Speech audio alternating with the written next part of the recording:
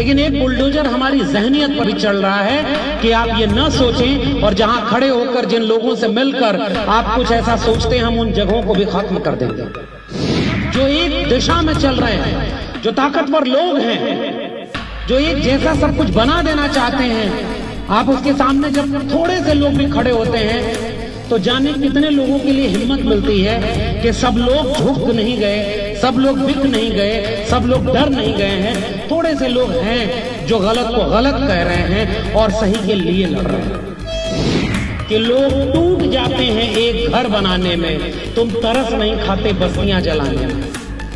तो जो लोग जलाने, तोड़ने और गिराने के ही यूएसपी में आज यहां तक पहुंचे हैं, जिन्होंने कुछ बनाया नहीं है इस देश में, जिस जगह हम खड़े ये भी ध्वस्त हो रहा है और बुलडोजर इस पे भी चल रहा है, बस दिख नहीं रहा है। कहीं वो एनएफएस का बुलडोजर है, कहीं वो फीस बढ़ा देने का बुलडोजर है, कहीं वो परमानेंट अपॉइंटमेंट न करने का बुलडोजर है, और कहीं इस पूरे विश्वविद्यालय को निजी हाथों में बेच करके, जिसने कहा था इस देश को बिकने नहीं दूंगा, उसने इस देश को बेचते बेचते अपने दोस्त को दुनिया का दूसरा सबसे अमीर आदमी बना दिया। भारत के संविधान की प्रस्तावना है वो खतरे में। जाने कितने मोर्चों पर हमें लड़ाई लड़नी पड़ रही है। अपनी फीस, किताब, कॉपी बचानी है, अपनी नौकरी बचानी है, अपने साझा शहादत से मिले साझा विरासत को बचानी है, गरीब, कमजोर, मजलूम को बचाना है। आप कितने मोर्चों पर लड़ पाएंगे? लड़ाई बिल्कुल साफ है। ये लड़ाई भारत के संविधान और उसके बाद सबका भारत बनाने वाले लोगों और विचारों के सामने उनसे लड़ाई है जो शुरू से संविधान विरोधी रहे हैं, जिन्होंने संविधान को कभी कबूल नहीं किया। आप इल्लीगल क्या, भारत के संविधान की प्रतियां जलाना दिल्ली में इल्लीगल नहीं है क्या? नया संविधान, भगवा संविधान बना करके इस देश को हिंदू राष्ट्र करने के लिए रोज भाषण देना इल्लीगल नहीं है? कौन जेल में है उसके लिए? और जो अपने घर बचाने की लड़ाई लड़े, जो शिक्षा, जल, जंगल, जमीन बचाने की लड़ाई लड़े, जो अपनी नौकरी बचाने की लड़ाई लड़े, वो सारे इल्लीगल हैं। और ये घर वाले बेचारे तो घर कुछ लड़ाई भी शायद नहीं लड़ रहे, और कुछ नहीं लड़ रहे वो भी मारे जा रहे हैं। एक बात तो इस देश के लोगों को भी सबक सीखना होगा कि ऐसा नहीं है कि आप लड़ेंगे तो ही मारे जाएंगे, आप चुप भी रहेंगे तो भी मारे जाएंगे।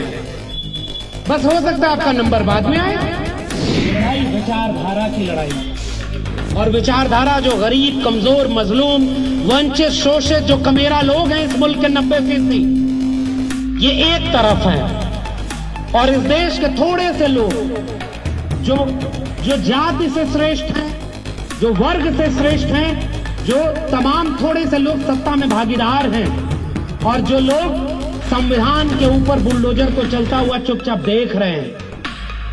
न्याय प्रक्रिया के ऊपर, संविधान के ऊपर, हमारे घरों के ऊपर, हमारे करियर के ऊपर, हमारे चूल्हे के ऊपर बुलडोजर जो चल रहा है, उसको भी जो चुपचाप देख रहा है। उसूल बेच के मसनद खरीदने वालों, निगाहे अहले वफा में बहुत हकीर हो तुम। वतन का पास तुम्हें था, न हो सकेगा कभी कि अपने हिरस के बंदे हो, बेज़मीर हो तुम। तो बहुत शुक्रिया अभिज्ञान। और साथियों, सबसे पहले आप सबका इस्तकबाल है कि आपने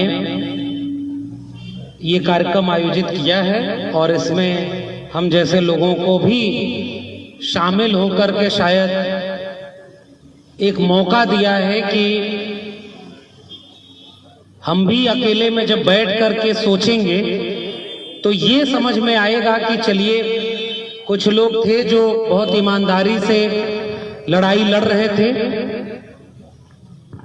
और इस तरह के कार्यक्रम कर रहे थे। उन्होंने हमें भी बुला करके ये मौका दिया कि कल को ये सवाल पूछा जाए कि जब ये सब आपके सामने हो रहा था तो आप क्या कर रहे थे। कम से कम मैं इतना कह सकूंगा कि जो लोग लड़ रहे थे हम उनके साथ खड़े थे। तो बहुत शुक्रिया और आप सबके इस जज्बे को सलाम। और दूसरा, ये एक ऐसी जगह है विश्वविद्यालय की जो कई बार मुझे लगता है कि जो एक विश्वविद्यालय होने के मायने हैं वो कक्षाओं या लाइब्रेरी के बाहर अगर कहीं बचते हैं तो वो ऐसे ही जगहें हैं जहां पर खड़े होकर विश्वविद्यालय के लोग इस बात पर चर्चा करते हैं कि जो कुछ भी इस विश्वविद्यालय परिसर के बाहर हो रहा है और वो गलत है, वो संविधान विरोधी है, वो मनुष्यता विरोधी है, उसके लिए भी जो जिम्मेदारी बतौर शिक्षक, बतौर छात्र एक विश्वविद्यालय से जुड़े हुए लोगों की होनी चाहिए, उसे भी निभाने की कोशिश आप कर रहे हैं। इसके लिए भी मैं आपको सैल्यूट करूंगा, क्योंकि सच बात यह है कि जिस जगह हम लोग खड़े हैं ऐसी जगहें भी अब खत्म की जा रही हैं। लगातार ऐसी जगहें, बुलडोजर तो अभी चल रहा है कस्तूरबा नगर और ऐसे तमाम जगहों पर, और वो दिख रहा है, लेकिन एक बुलडोजर हमारी जहनियत पर भी चल रहा है कि आप ये न सोचें, और जहां खड़े होकर जिन लोगों से मिलकर आप कुछ ऐसा सोचते हैं, हम उन जगहों को भी खत्म कर देंगे। आप जब भी इस तरह के किसी सवाल पर एकजुट होते हैं, इनकलाबी नारे लगाते हैं, तो आप अपने समय में सब जो एक दिशा में चल रहे हैं, जो ताकतवर लोग हैं, जो एक जैसा सब कुछ बना देना चाहते हैं, आप उसके सामने जब थोड़े से लोग भी खड़े होते हैं तो जाने कितने लोगों के लिए हिम्मत मिलती है कि सब लोग झुक नहीं गए, सब लोग बिक नहीं गए, सब लोग डर नहीं गए हैं। थोड़े से लोग हैं जो गलत को गलत कह रहे हैं और सही के लिए लड़ रहे हैं। और इसलिए मैं इस कार्यक्रम में शामिल होकर या ऐसे हर लड़ाई में शामिल होकर, भले बाकी कुछ हो पाऊं ना हो पाऊं, एक नागरिक होने की दिशा में एक कदम आगे बढ़ता हुआ महसूस करता हूं, क्योंकि मेरे नागरिक होने का फर्ज मेरे विद्यार्थी या शिक्षक होने से पहले है। क्योंकि हमारे जैसे जाने कितने लोग जिन्हें प्रोफेसर होना चाहिए था, जिन्हें आप जैसे तमाम लोग जिन्हें छात्र होना चाहिए था, वो तो वहां नहीं किए गए, वो सब ठेके पर रख दिए गए हैं, वो सब बेचे जा रहे हैं, कहीं मजदूरी कर रहे हैं, कहीं किसानी कर रहे हैं, और जिन्हें जहां नहीं होना चाहिए था वो वहां पर बैठे हुए बड़ी बड़ी कुर्सियों पर ऐसा हुक्म दे रहे हैं कि इस देश में अब कोई सुरक्षित न बचे।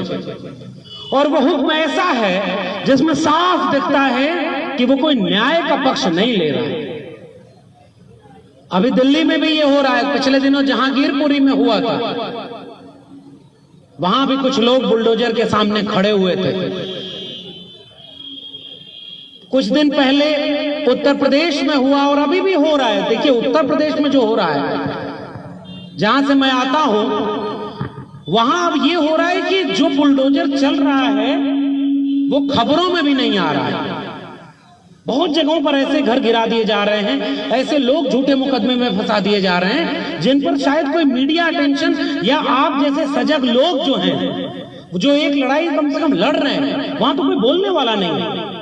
और जो लड़ाई लड़ रहा था, आपको याद होगा सिद्दीक कप्पन पत्रकार, और पत्रकार होकर के सिद्दीक कप्पन को यह साबित ही नहीं करने दिया गया कि उसका जुर्म क्या था। वो हाथरस जा रहा था अपनी रिपोर्टिंग करने, उसे ही साजिशकर्ता बना दिया गया। और आज भी तमाम लोग इसे विश्वविद्यालय में इसी जगहों पर खड़े होकर के, हमने जब तमाम सामाजिक न्याय की लड़ाइयां लड़ी तो जो प्रोफेसर हमारे साथ खड़े थे वो 2 साल हो गया आज जेल में है। प्रोफेसर हनी बाबू, हम उन्हें नहीं बचा पा रहे। प्रोफेसर साई बाबा उन्हें नहीं बचा पा रहे। प्रोफेसर आनंद तेल तुमड़े, उमर खालिद सैफी, जाने कितने लोग आज भी जेल में हैं। तो उनकी लड़ाई कौन लड़ रहा है? और ये एक नया फरमान कि ये इल्लीगल कंस्ट्रक्शन है, हम गिरा देंगे इन इमारतों को। बहुत प्रसिद्ध शायर है बशीर बद्र का कि लोग टूट जाते हैं एक घर बनाने में, तुम तरस नहीं खाते बस्तियां जलाने में। तो जो लोग जलाने, तोड़ने और गिराने के ही यूएसपी में आज यहां तक पहुंचे हैं, जिन्होंने कुछ बनाया नहीं है इस देश में। अगर इल्लीगल पूछा जाए तो इस देश में क्या क्या इल्लीगल है, जैसे तिरंगे का विरोध करने वाले लोग हर घर तिरंगा, हर हाथ तिरंगा कर दिए, जैसे जंगे आजादी का विरोध करने वाले राष्ट्रभक्ति का सर्टिफिकेट बांट रहे, वैसे ही अब ये तय कर पाना मुश्किल है कि कौन सी चीज लीगल है, कौन सी चीज इलीगल है। इसी देश में जितनी जगहें हैं उसमें कितने घरों के नक्शे पास होते हैं, कितने घरों के लोग जो घर बनते हैं, खेती की जमीन पर कितना दिल्ली बसी हुई है सबको पता है। जहां दिल्ली को नहीं बसना चाहिए था वहां दिल्ली बसी हुई है। एक टावर तोड़ करके इस देश में दिखाया गया कि भ्रष्टाचार खत्म कर दिया गया। अरे आप इस देश में किसी भी रोड पर निकल आओ, ये विश्वविद्यालय है ना, इसके चारों तरफ जितने सड़कें हैं उन सब सड़कों में 60 to 70% सड़कें पूरे दिन कब्जा किए हुए लोग रहते हैं। एक रिपोर्ट आई थी कि दिल्ली में जो गाड़ियां हैं वो दिल्ली की 60% पार्किंग ऐसी जगह है जो इलीगल है। क्या क्या तोड़ेंगे आप? गरीब कमजोर का घर टूटेगा, जो सबसे कमजोर है, जो सबसे निशाने पर है, उसका घर टूटेगा। तो ये जो बुलडोजर है न्यायपालिका, सोचिए ना, पूरा लोकतांत्रिक संस्थान ध्वस्त होते जा रहे हैं। हमने शुरुआत ही मैंने अपनी बातचीत की यही की कि जिस जगह हम खड़े ये भी ध्वस्त हो रहा है और बुलडोजर इस पे भी चल रहा है, बस दिख नहीं रहा है। कहीं वो एनएफएस का बुलडोजर है, कहीं वो फीस बढ़ा देने का बुलडोजर है, कहीं वो परमानेंट अपॉइंटमेंट न करने का बुलडोजर है, और कहीं इस पूरे विश्वविद्यालय को निजी हाथों में बेच करके, जिसने कहा था इस देश को बिकने नहीं दूंगा, उसने इस देश को बेचते बेचते अपने दोस्त को दुनिया का दूसरा सबसे अमीर आदमी बना दिया। ये गैप है भारत में और इंडिया में। हम जो भारत के लोग, जो भारत के संविधान की प्रस्तावना है, वो खतरे में है। और इसलिए मैं आपके कार्यक्रम में आकर के बहुत ज्यादा बोलने की बजाय, शायद जब मैं बोलता हूं ये सब बातें, तो मुझे नहीं पता कि मैं किसी और के लिए बोल रहा हूं, मुझे केवल ये महसूस होता है कि शायद मैं ये अपने लिए बोल रहा हूं कि हमारी हिम्मत न टूटे, हमारा हौसला न टूटे। जाने कितने मोर्चों पर हमें लड़ाई लड़नी पड़ रही है। अपनी फीस किताब कॉपी बचानी है, अपनी नौकरी बचानी है, अपने साझा शहादत से मिले साझा विरासत को बचानी है, गरीब कमजोर मजलूम को बचाना है। आप कितने मोर्चों पर लड़ पाएंगे? लेकिन फिर भी मैं सैल्यूट कर रहा हूं लड़ने वाले तमाम छात्र संगठनों को, जिन्होंने एक साझा मंच बनाकर इस पूरे विश्वविद्यालय परिसर को इसके निर्जीव होने से बचाया है, इसे सजीव बनाए रखा है। इसलिए जो लोग, देखिए लड़ाई बिल्कुल साफ है। ये लड़ाई भारत के संविधान और उसके बाद सबका भारत बनाने वाले लोगों और विचारों के सामने उनसे लड़ाई है जो शुरू से संविधान विरोधी रहे हैं, जिन्होंने संविधान को अब कभी कबूल नहीं किया। आप इल्लीगल के भारत के संविधान की प्रतियां जलाना दिल्ली में इल्लीगल नहीं है क्या? नया संविधान, भगवा संविधान बना करके इस देश को हिंदू राष्ट्र करने के लिए रोज भाषण देना इल्लीगल नहीं है? कौन जेल में है उसके लिए? और जो अपने घर बचाने की लड़ाई लड़े, जो शिक्षा, जल, जंगल, जमीन बचाने की लड़ाई लड़े, जो अपनी नौकरी बचाने की लड़ाई लड़े, वो सारे इल्लीगल है। और ये घर वाले बेचारे तो घर कुछ लड़ाई भी शायद नहीं लड़ रहे, और कुछ नहीं लड़ रहे वो भी मारे जा रहे हैं। एक बात तो इस देश के लोगों को भी सबक सीखना होगा कि ऐसा नहीं है कि आप लड़ेंगे तो ही मारे जाएंगे, आप चुप भी रहेंगे तो भी मारे जाएंगे। बस हो सकता है आपका नंबर बाद में आए। जो पहले मुसलमान निशाने पर पहले, दलित पहले निशाने पर, आदिवासी निशाने पर पहले, छात्र नौजवान निशाने पर पहले, हो सकता है आपका नंबर थोड़े दिन बाद आए, क्योंकि आपकी जेब में, बैंक अकाउंट में थोड़ा पैसा था, तो आप बुलबुल पर उड़ करके पूरा भारत घूमने का ख्वाब देख रहे थे। आप चीता आ गया भारत में तो शेर खुश हो गया, ये सब सोच रहे थे। लेकिन आपको हो सकता है कुछ दिन बाद आपको ये पता चले कि आपका भी क्या क्या लुट गया। इसलिए मैं इस लड़ाई में साथ हूं। और ये आखिरी बात कहकर के अपनी बात विराम लूंगा कि लड़ाई विचारधारा की लड़ाई है। विचारधारा किसकी? उन्होंने जिनके जहन में कभी संविधान नहीं था, भारत का साझा जो भारत है वो नहीं था, गरीब कमजोर मजलूम नहीं थे। उन्होंने कुछ दिन पहले एक यात्रा निकाली थी, रथ यात्रा, दंगे करा के दंगाइयों को बरी दिया जाएगा। कहां है इलीगल कंस्ट्रक्शन? जो पूरा का पूरा लीगल सिस्टम था वो कोलैप्स कर गया है और बलात्कारी लोग बाहर निकाल के माला पहनाए जा रहे हैं। कहाँ है भाई आपका संविधान बचा हुआ? और हम उम्मीद किससे करें, मैं तो ये नहीं समझ आ रहा। हमारा वकील, हम जब अपने वकील को जब हम गृह मंत्री बन जाएं तो चीफ जस्टिस ऑफ इंडिया बनवा दे कोलिजियम सिस्टम से, और उसके बाद वो बनते ही 2.5 महीने के भीतर पहले ये कह दे गुजरात दंगे में सब बरी हैं, कोई दोषी नहीं है। कौन सा कॉन्स्टिट्यूशन और कौन सा सिस्टम बचा हुआ है? कभी कभी तो ये सवाल हमसे भी होता है कि हम किसके लिए लड़े, किससे लड़े, ये सवाल भी कभी कभी मन में आता है। लेकिन केवल आखिरी बात, ये लड़ाई विचारधारा की लड़ाई है, और विचारधारा जो गरीब, कमजोर, मजलूम, वंचित, शोषित, जो कमेरा लोग हैं इस मुल्क के 90%, ये एक तरफ है, और इस देश के थोड़े से लोग जो जाति से श्रेष्ठ हैं, जो वर्ग से श्रेष्ठ हैं, जो तमाम थोड़े से लोग सत्ता में भागीदार हैं, और जो लोग संविधान के ऊपर बुलडोजर को चलता हुआ चुपचाप देख रहे हैं। न्याय प्रक्रिया के ऊपर, संविधान के ऊपर, हमारे घरों के ऊपर, हमारे करियर के ऊपर, हमारे चूल्हे के ऊपर बुलडोजर जो चल रहा है, उसको भी जो चुपचाप देख रहा है, ये उनसे लड़ाई है।